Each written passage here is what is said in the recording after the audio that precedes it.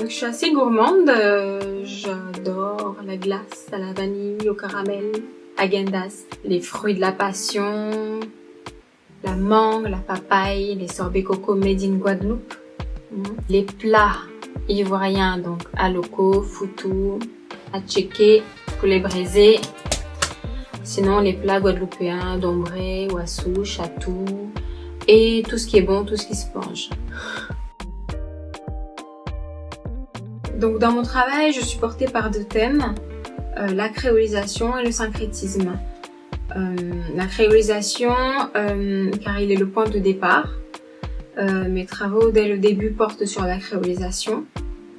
En fait, je créais instinctivement des formes, des choses créolisées et je ne m'en rendais pas forcément compte au début. Et au fur et à mesure, j'en prenais conscience. Et la conséquence de la réunion des divers éléments culturels ou non que je réunis au sein d'un même espace afin de créer une nouvelle dynamique, des formes nouvelles, c'est le syncrétisme. Garden Ladies est une installation composée de sculptures en papier tangin et raffia posées au sol. C'est une œuvre qui est inspirée d'une part des culottes matriarcales traditionnelles des femmes ivoiriennes. Ces sculptures peuvent faire penser aussi à des formes de nénuphars, des paysages végétaux, voilà, d'où l'expression de jardin. Et sur ces formes en papier, on peut y percevoir des dessins aux formes visuelles ambiguës qui peuvent faire penser à une flore végétale ou une flore génitale.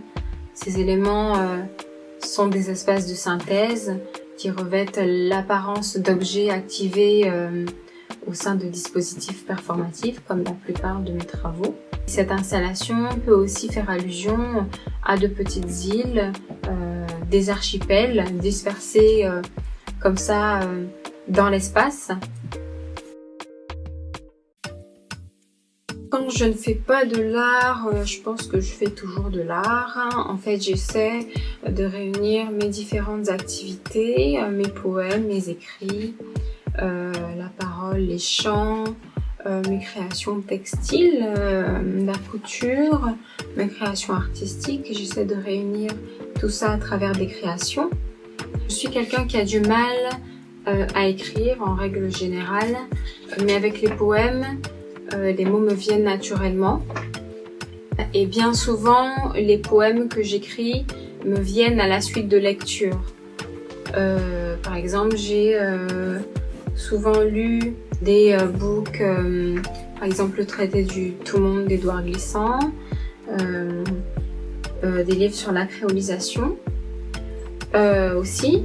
J'ai souvent regardé des bouquins de Louise Bourgeois ou Mona Atoum. En ce moment, je lis Cher et Jiwel de Chimamanda Ngozi Adichie et Les Impatientes de la romancière Djaïli Amadou Amal.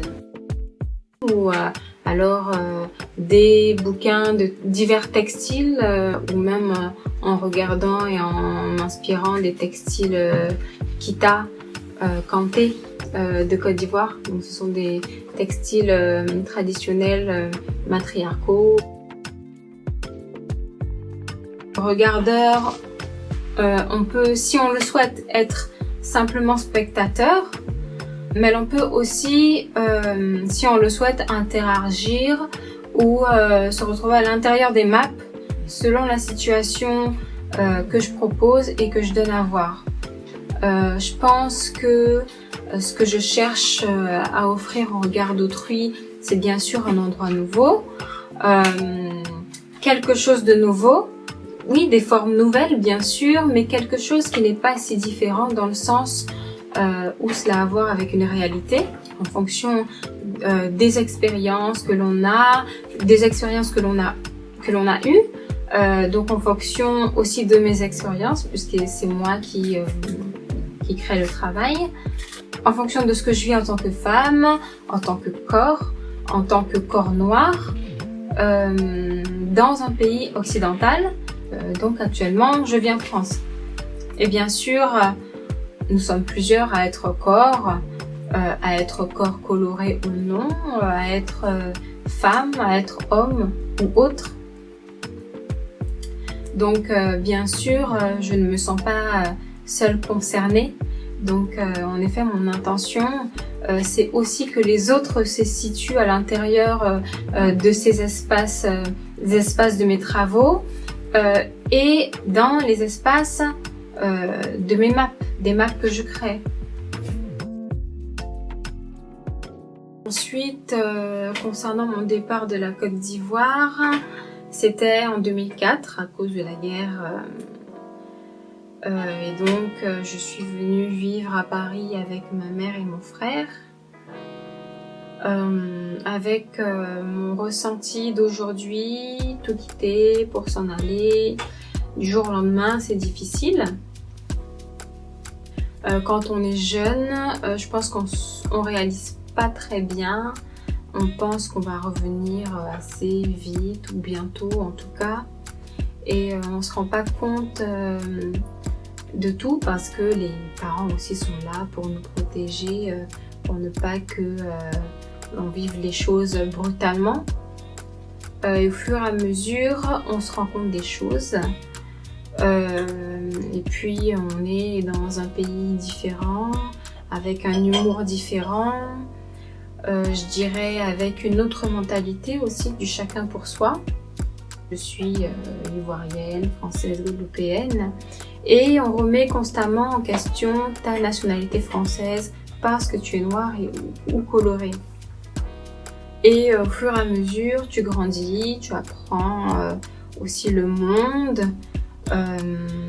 Tu te rends compte que tu n'es pas seul dans ce genre de situation.